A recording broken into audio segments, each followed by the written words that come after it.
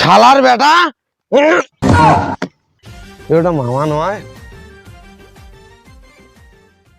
মামা একটা খুশির খবর আছে।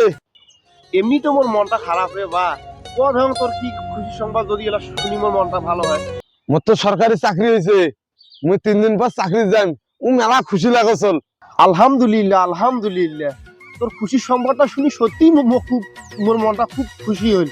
আমার এলাকাতে একটাও সরকারি চাকরিজীবী নেই, এই সর্বপ্রথম তোর সরকারি চাকরিজীবী, এটা খুব গর্বের বিষয়। মামা থাকো, মুই যা বাড়িতে ওই খুশির খবরটা দাও। তোমাকে তো দেওয়া লাগবে, অস্থিরতা লাগাইছে। না মামু, তো থাকো।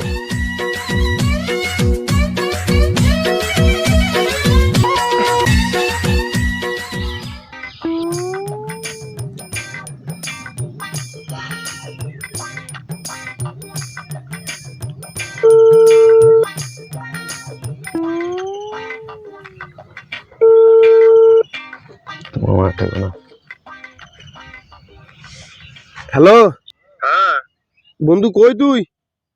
এই তো বাড়িতে আছো। ও, ফোন দিলাম হইলো, তোরটা কি ভালো কবিরাজের মোবাইল নাম্বার আছে? আছে তো। আরে মোর ভাগ্নের সরকারি চাকরি হয়ে গেল, এখন এই চাকরিটা বন্ধ করা লাগবে।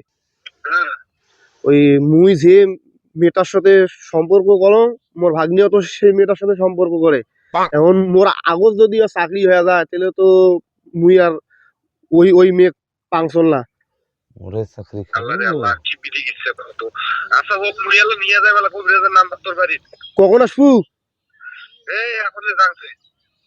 আচ্ছা তাই, এখন তাড়াতাড়ি আসি বন্ধু, তাড়াতাড়ি এটা শেষ করা লাগবে আইসে। আচ্ছা ঠিক আছে।